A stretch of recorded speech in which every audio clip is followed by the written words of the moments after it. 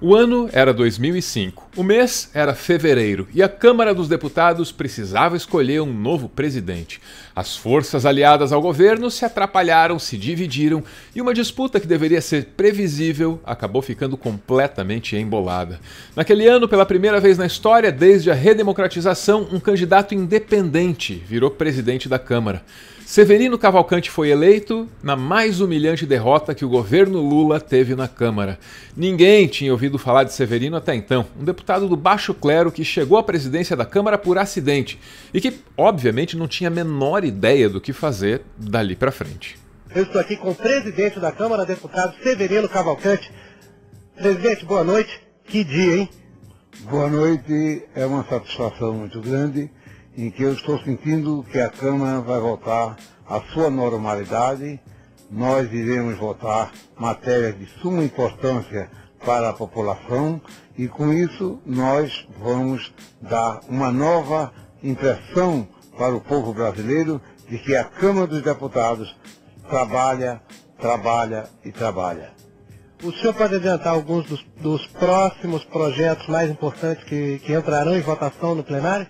Temos vários projetos aí, inclusive a reforma tributária, que deverá ser votada dentro de pouco tempo.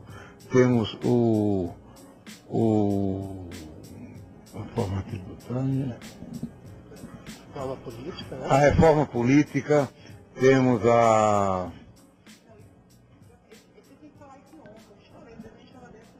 Não dá para responder isso, você vai ter paciência. Tá certo, presidente, tudo bem. Fabiana.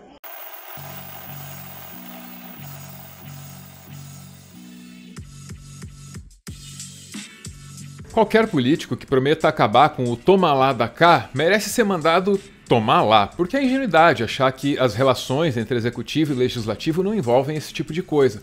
Só não dá para ser muito descarado, e Severino Cavalcante não estava nem aí. Ele falava tudo em voz alta. Como todo presidente da Câmara antes e depois dele, ele negociou cargos para aliados. Só que ele nunca foi muito discreto. Numa entrevista para a Folha de São Paulo, ele disse com toda a simplicidade do mundo que ganharia do governo aquela diretoria que fura poço, diretoria da Petrobras. Ele ainda confessou de livre e espontânea vontade outros esquemas que, na cabeça dele, seriam vistos como normais pelo público. Chegou a dizer que beneficiaria empresas privadas. Aí o bicho pegou. Vossa Excelência deu uma entrevista na Folha de São Paulo que não é compatível com o presidente da Câmara dos Deputados.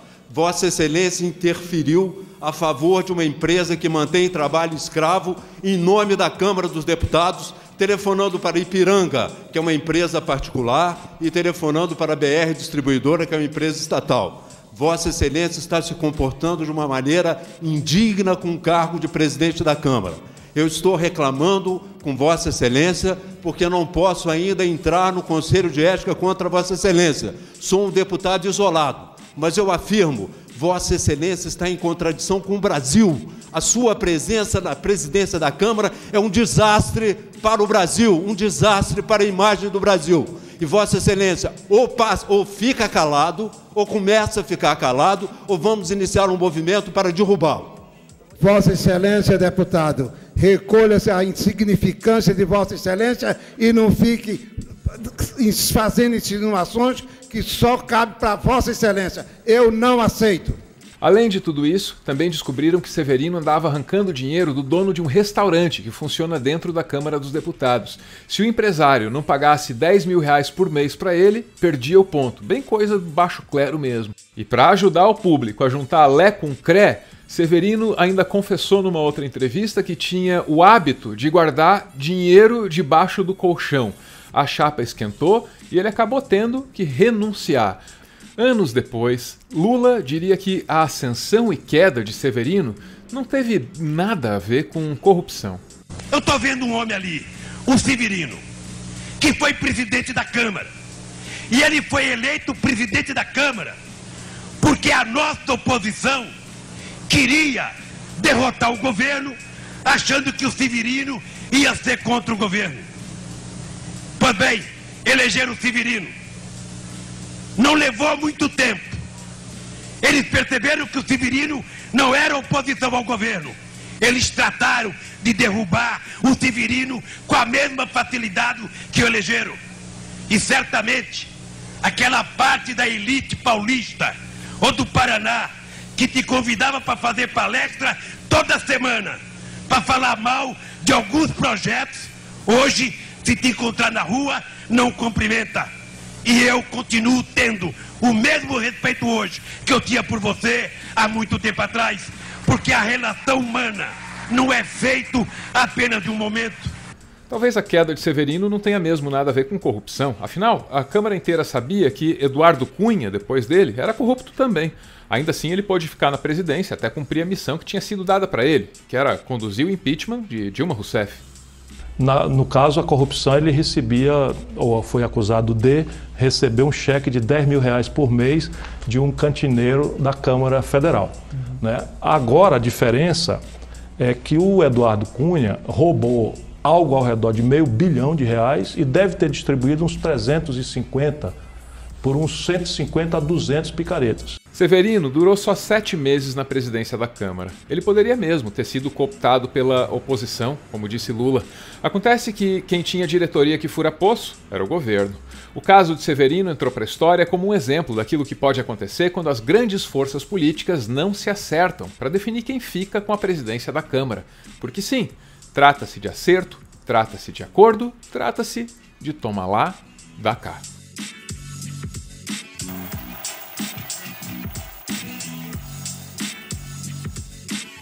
Rodrigo Maia pretendia ser reeleito como presidente da Câmara dos Deputados. Acontece que isso não é legal, em nenhum sentido, e a Suprema Corte concorda com o que eu acabei de dizer, porque proibiu Maia de concorrer à reeleição. O cenário que se desenha a partir de agora é incerto. Incerto como aquele que resultou na ascensão de Severino Cavalcante. O governo Bolsonaro quer colocar, no lugar de Rodrigo Maia, quer colocar na presidência da Câmara um cara chamado Arthur Lira, que definitivamente não tem o apoio nem de Rodrigo Maia e nem da extensa força política que ele representa. Não se sabe quem Maia vai apoiar nessa disputa, mas sabe-se que o grupo dele gosta da agenda econômica de Bolsonaro. Cada um vai defender um caminho, né? Hoje eu vi na imprensa que o candidato do Bolsonaro defende a votação dos projetos de costumes. Né? Eu discordo, tanto discordo que não pautei. E tenho certeza que o meu candidato terá um compromisso muito maior no campo da agenda econômica do que do enfrentamento de uma pauta de dividir a sociedade, né, e de atropelar as minorias. Cada um tem um caminho. O caminho do governo certamente será esse, é o que eu digo. Se todos os candidatos colocados defendem a pauta econômica, para que o presidente quer interferir no processo? Porque ele quer as outras pautas.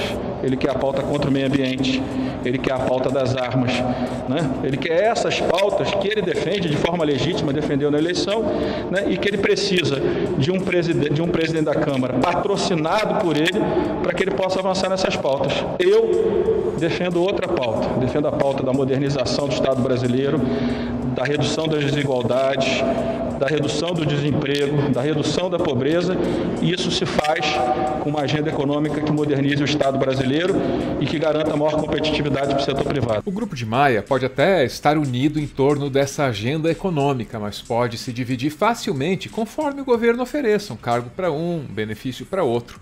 A eleição para a presidência da Câmara acontece em fevereiro de 2021. Se o toma lá da cá falhar, alguém no baixo clero pode despertar de sua longa hibernação. Severino Cavalcante veio das sombras do baixo clero. E Bolsonaro também. E olha, seria ótimo para o Brasil se os dois tivessem se limitado a dormir no plenário.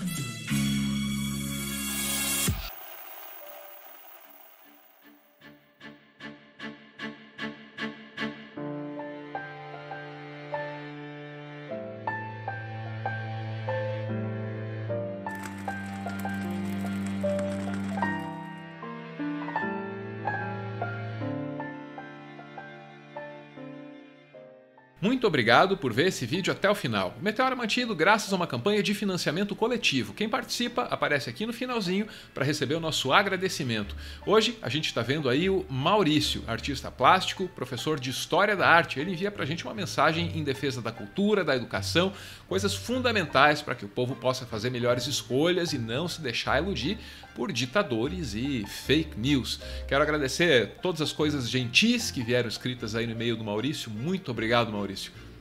Tamo junto. Valeu!